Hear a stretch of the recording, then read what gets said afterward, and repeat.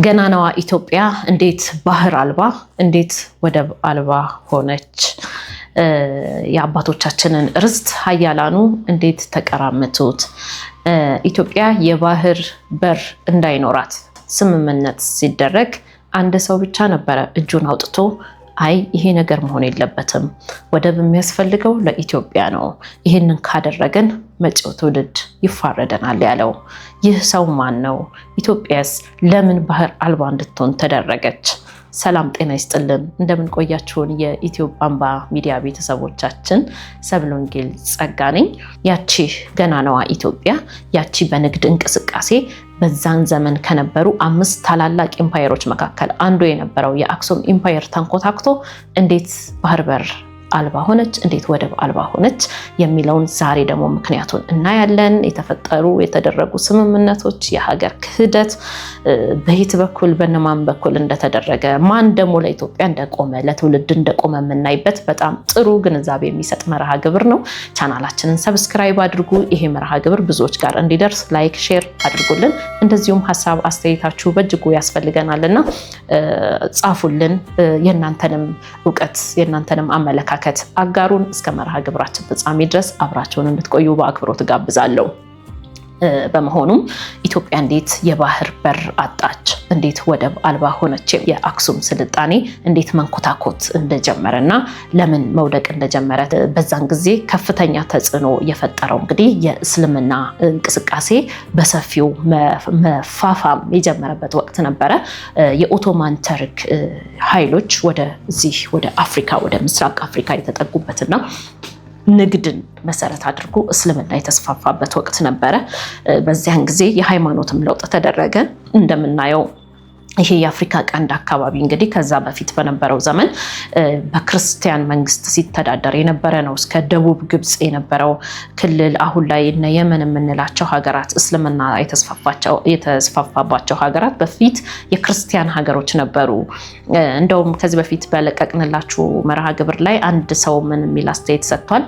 የመን አካባቢ እኮ የሚኖር ጓደኛዬ የእኛን ሀገር አማርኛ ፊደሎች ሲመለከት እንዴ ይሄ ነገር እኮ የመን ላይ የተለያዩ አርኪኦሎጂያዊ ቁፋራዎች እኮ ሲደረጉ ከመሬት ውስጥ የሚወጣው እኮ ነገር ነው ብሎ አለኝ ብሎ አንድ ተመልካቻችን ሀሳብ አስተያየቱን ጽፎልን ነበረና የመን አካባቢ ቢቆፈር የሚገኘው የክርስቲያን ቅርስ ነው።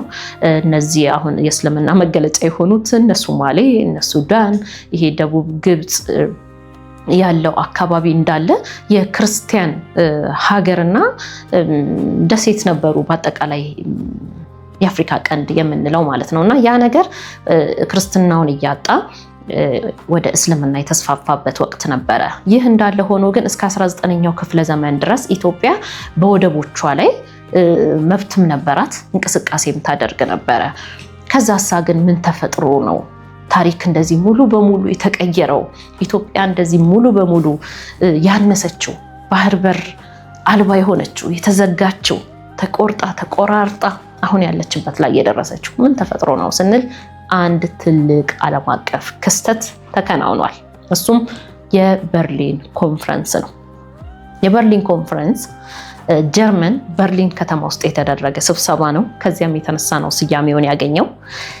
ሀያላን የሚባሉ ሀገራት ለ3 ወራት ቀንም ሌሊትም ተሰብስበው የመከሩት ምክር ነው የበርሊን ኮንፈረንስ ማለት ነው። እና እነዚህ ሀገራት እንግዲህ እንግሊዝ፣ ጀርመን፣ ቤልጂየም፣ ፈረንሳይ፣ ጣሊያን፣ ቱርክ፣ ሩሲያ እነዚህን የመሳሰሉ ሀያላን ሀገራት ምን ጉዳይ ቢገጥማቸው ነው ምን እያበሰሉ ነው ለ3 ወር በርሊን ላይ የከተሙት የተሰበሰቡት ስንል ጉዳዩ አፍሪካን የተመለከተ ነበረ።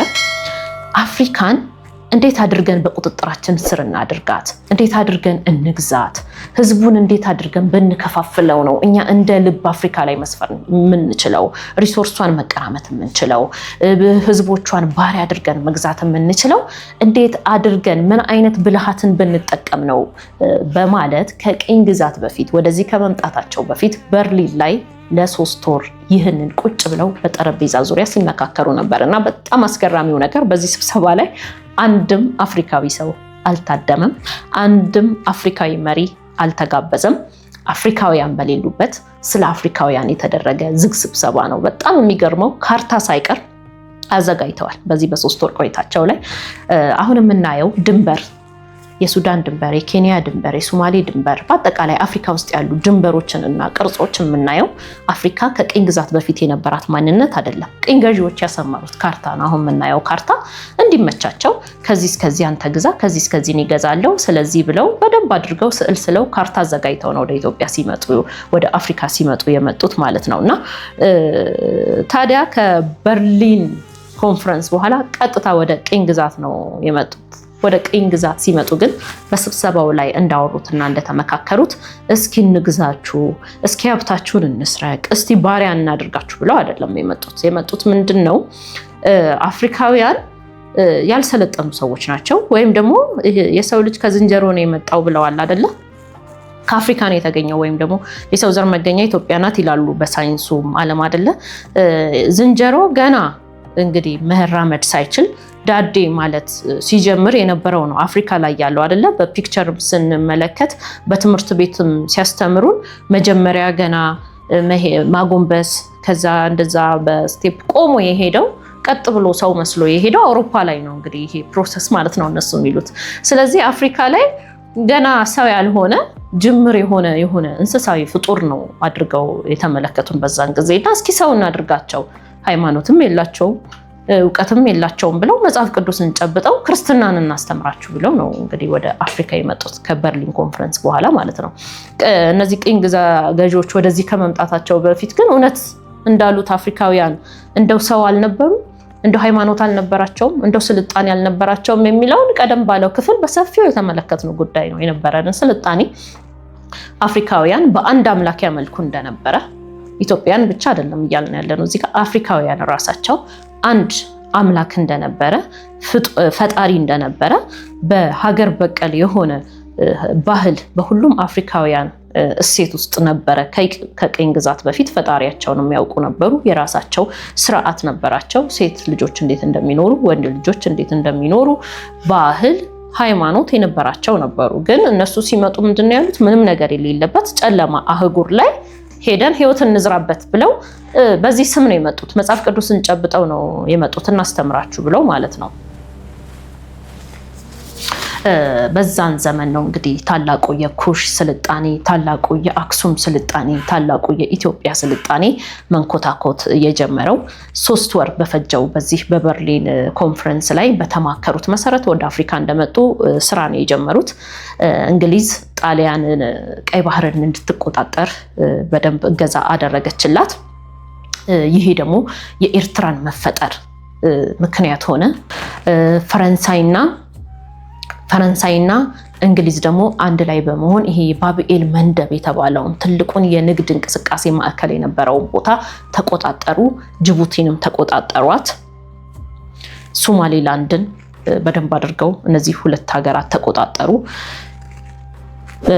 በሳሉት ካርታ መሰረት ድንበር እያበጁ እርስ በርስ እንዳይጋጩ እንግሊዝ ከጣሊያን ጋር፣ ከፈረንሳይ ጋር፣ ሌሎቹም ቤልጂየም፣ ሁሉም ቀኝ ገዢዎች ሀገራት እርስ በርስ እንዳይጣሉ ባሰመሩት ካርታ መሰረት ይሄንን የአፍሪካ ቀንድን መከፋፈል ጀመሩ ማለት ነው፣ መቀራመት ጀመሩ ማለት ነው። እና ታዲያ ይሄ ሲሆን ደግሞ ህዝቡ ቁጭ ብሎ እንዳይመለከታቸው ደግሞ ምን መሆን አለበት? ህዝቡ እርስ በርስ መጣላት አለበት፣ ህዝቡ እርስ በርስ መባላት አለበት። ስለዚህ በጎሳ በቋንቋ በሃይማኖት ሰውን መለየት ጀመሩ፣ እርስ በርስ ማበጣበጥ ጀመሩ ማለት ነው። ይሄ አንድ የነበረው የአፍሪካ ቀንድ አካባቢ አንድ ህዝብ በአንድ መንግስት በአንድ ስርዓት ሲተዳደር የነበረው ህዝብ በሃይማኖት እንዲለያይ በማድረግ እነ ሱዳን ከቅኝ ግዛት በኋላ ነው በሰፊው እስልምና የተስፋፋባቸው። የክርስቲያኑ ጠላት እንዲሆን እንግዲህ አሁን በአፄ ዮሐንስ 4ኛ ዘመን የተነሳውን ጦርነት ብንመለከት ሱዳንና ኢትዮጵያ መካከል የተደረገ ነው። አንድ ሀገር የነበሩ፣ አንድ ሃይማኖት የነበራቸው፣ አንድ ህዝብ ነበሩ። ነገር ግን በታሪክ ሂደት ውስጥ በብዙ ዓመታት ውስጥ ቅኝ ገዢዎች በፈጠሩት ተጽዕኖ እነሱ ምንም እንኳን ቢወጡም ተጽዕኗቸው ግን ስላላረፈ እስልምናን እናስከብራለን በሚል ሰበብ የተነሱ መሐዲስቶች ናቸው እንግዲህ ኢትዮጵያን ወግተው አፄ ዮሐንስ 4ኛን የገደሉትና ያው ጭንቅላቱንም ቆርጠው እስከ መውሰድ የደረሱት ማለት ነው። እና እንደዚህ እርስ በርስ ማባላት ጀመሩ ይሄንን አካባቢ በዘር በጎሳኛ ስንባላ ደግሞ በዛን ጊዜ የነበረውን እንግዲህ ባህሮቻችንን ወደቦቻችንን በሙሉ እየተቆጣጠሩ ኢትዮጵያን የባህር በር አልባ እንድትሆን መዝጋት የተጀመረው በዛ ጊዜ ነው። ሰፊ የነበረ ግዛቷም እንግዲህ ቀይ ባህርን ይሻገር የነበረ ግዛቷም እያነሰ እቺ አሁን በካርታ ላይ የምንመለከታት ኢትዮጵያ የተፈጠረችው በዚህ በቀኝ ገዢዎች ምክንያት ነው ማለት ነው። እቺ አሁን ያለችው ኢትዮጵያ ምንም እንኳን በቀኝ ግዛት ባትገዛም ሌሎቹ አፍሪካ ምድር ላይ ያደረጉትን ነገር እዚችኛዋ ሀገር ላይ ማድረግ ባይችሉም ግን ደግሞ የነበራትን ሰፊውን ግዛቷን አሳተዋታል፣ ቆራርጠዋታል ማለት ነውና ከዚህም በኋላ ደግሞ ሌላ እጅግ ከባዱ ነገር ተፈጠረ። ሁሉም ሀገራት ተቆርጠው በሄዱ ጊዜ ኤርትራ ቀርታ ነበረ። ኤርትራ የሚለውን ስም ራሱ ያወጣችላት ጣሊያን ናት። ባህረ ነጋሽ ነበረ የቀደመው የኤርትራ ስም ማለት ነው። አፄ ኃይለ ሥላሴ ኤርትራ ተመልሳ ከኢትዮጵያ ጋር እንድትዋሃድ አድርገው እንግዲህ ሲመሩ ነበረ። እንደ አንድ ሀገር አድርገው ነበር አፄ ኃይለ ሥላሴ ማለት ነው። ከዛ በኋላ ግን የነበረው የኃይለ ሥላሴ መውደቅ እና የደርግ መምጣት ከዛ ደግሞ ደርግን ይታገሉ የነበሩ ኃይሎች ተፈጠሩ። እንደምናውቀው ሻዕቢያና ህወሓት የተባሉ ሁለት ኃይሎች በሰፊው ደርግን ለመጣል እንቅስቃሴ ያደርጉ ነበረ። አሜሪካም የደርግን መውደቅ በእጅጉ ትፈልገው ነበረ። ምክንያቱም ደርግ ሶሻሊዝምን የሚያራምድ መንግስት ነው። ሶሻሊዝም ደግሞ የነ ሩሲያ ርዕዮተ ዓለም ነው። ከአሜሪካ በተቃራኒ የቆሙ ሀገራት ስለሆኑ እንደ ልብ ኢትዮጵያ ላይ ኃይል አይኖራትም ደርግ ካለ ማለት ነው። አሜሪካ ሌሎች እነዚህ የሶሻሊስት ሀገሮች ነበሩ ያኔ ተጽዕኖ የነበራቸው። ስለዚህ ከጀርባ ሆነ አሜሪካ እነዚህን ኃይሎች ደርግን እንዲጥሉላት ትታገል ነበረ። በጫካ ውስጥ ሆነው ትግል በሚያደርጉ ጊዜ ሻዕቢያና ህወሓት እንግዲህ የሻዕቢያ መሪ ኢሳያስ አፈወርቂ ነበርና ምን ነበረ ዲላቸው? ምን ነበረ ስምምነታቸው? ደርግን ከጣሉ በኋላ ኤርትራን ለብቻዋ ሀገር አድርጎ ገንጥሎ አንዱ መሪ ያንን ለማስተዳደር ይሄኛው ኃይል ደግሞ የቀረውን የኢትዮጵያን ክፍል ለማስተዳደር በዚህ ተስማምተው ነው በጋራ ሲዋጉ የነበረው ማለት ነው ደርግ። ታዲያ በዚህ መሃል ደርግም ያው እንደተባለ ወደቀ። እነዚህ ሁለት ኃይሎች ደግሞ አስቀድመው የደረሱበት ስምምነት አለ። ኤርትራን ራሷን የቻለች ሀገር አድርጎ የመገንጠል ጉዳይ ማለት ነው። በዚህ ጉዳይ ላይ ዋናና እጅግ አስፈላጊ ጥያቄ ተነሳ። ይሄው ምንድነው? የአሰብ ጉዳይ። አሰብስ ምንድነው የሚሆነው? ለኤርትራ ነው የሚሰጠው ስትገነጠል እንደ ሀገር? ለኢትዮጵያ ነው የሚሰጠው ወይስ በጋራ ነው የምንጠቀምበት? እንዴት ነው የሚሆነው የአሰብ ጉዳይ በሚል እንግዲህ ትልቅ ስብሰባ ተከናውኗል አዲስ አበባ ላይ። በዛን ጊዜ ምንድነው ያሉት የህወሓት ኃይሎች ምንድነው ያሉት? ኢትዮጵያ የተዋጋችው የደከመችው ለዲሞክራሲ ነው እንጂ ለወደብ አይደለም። ወደብ አያስፈልገንም፣ ቢያስፈልገንም እንኳን በኪራይ መጠቀም እንችላለን። ስለዚህ ወደቡ የኤርትራ ነው፣ ከኤርትራ ጋር አብሮ ይገንጠል፣ ወደብ አያስፈልገንም አሉ። በስብሰባው ላይ አብዛኛው ሰው እጁን አውጥቶ በዚህ ተስማምቷል ከአንድ ሰው በስተቀር። አንድ ሰው ምን አለ? ኤርትራ ሲጀመር የኢትዮጵያ አካል ናት፣ መገንጠል የለባትም። እንደው ተብሎ ይሁንና ከተገነጠለች እንኳን አሰብ የሚገባው ግን ለኢትዮጵያ ነው። እንደው ማንነቱ ልጅነቱም ለኢትዮጵያ ነው፣ እናቱም ኢትዮጵያ ናት። ስለዚህ እንዴት ኢትዮጵያ ወደብ አያስፈልጋትም ይባላል?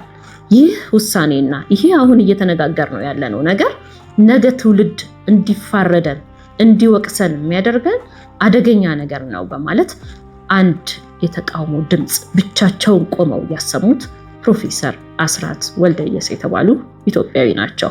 ሌሎቹ ግን እንግዲህ ልክ እነ ጣሊያን በሚፈልጉት ሌሎች ሀያላን ሀገራት በሚፈልጉት መልኩ ያቺ ገናናዋ ኢትዮጵያ በንግድ እንቅስቃሴ ዓለምን ያዳረሰች የውጭ እቃዎችን የምትገዛ ሳትሆን የራሷን ምርቶች ለውጭ ገበያ የምታቀርብ ሀያሏ ሀገር ወደብ አልባ ባህር አልባ ሆና የተዘጋች እንድትሆን በዛን ጊዜ ተደረገ ማለት ነው። ከዛም የሆነው በኋላ አስከፊ ነገር ነው። ምክንያቱም ፕሮፌሰሩ ያሉት ጠያቂ ትውልድ ይመጣብናል፣ ይሄ ነገር ያስወቅሰናል ብለው ነበረ። ከዛ በኋላ ጋር ደግሞ የሆነው ነገር ስናይ ጠያቂ ትውልድ እንዳይኖር የሚሞግት ትውልድ እንዳይመጣ ደግሞ በሰፊው የተሰራበት ዘመን ነው ማለት እንችላለን። ሰው ኢትዮጵያ ሀገሩን ጠርቶ ወይም ደግሞ ኢትዮጵያ ከሚል ብሔራዊ ስሜት ወርደን ያው ወደ ብሔር ቋንቋን ጎሳን መሰረት ወዳደረገ ልዩነት ውስጥ ነው የገባ ነውና እንኳንስ የሀገሩ ነገር ቆርቆሮት እንዴት ይሄ ነገር ሆኖ ብሎ የሚጠይቅ ትውልድ ፕሮፌሰሩ እንደፈሩት ያ ትውልድ እንዳይመጣ አስቀድሞ ትውልድ የማኮላሸት ሀገሩን እንዲንቅ የራሱ የሆነን ነገር እንዲያራክስ የውጭዎቹን ናፋቂ የውጭዎቹን ጠባቂ ስደትን ብቻ የሚመኝ ሀገሩን ኋላ ቀር አድርጎ የሚያስብ ትውልድ እንዲፈጠር እጅግ በሰፊው ተሰርቷል ማለት ነውና የኢትዮጵያ የሀያልነት ጉዞ በዚህ መንገድ እየተንገዳገደ አሁን ያለንበት ዘመን ላይ ደርሰናል ማለት ነው። እንግዲህ መሪዎቿ በዚህ ሁሉ ሂደት ውስጥ ተጠያቂም ተወቃሽም ናቸው ማለት ነው።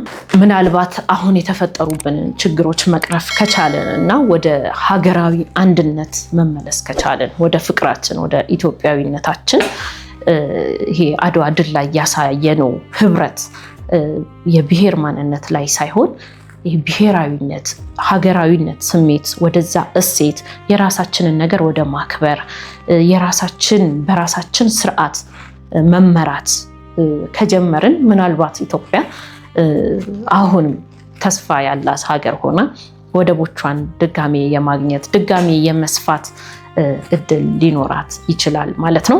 ስለዚህ ኢትዮጵያ ባህር በር አልባ የሆነችው ወደብ አልባ የሆነችው በዚህ ታሪካዊ ሂደት ነው ማለት ነው።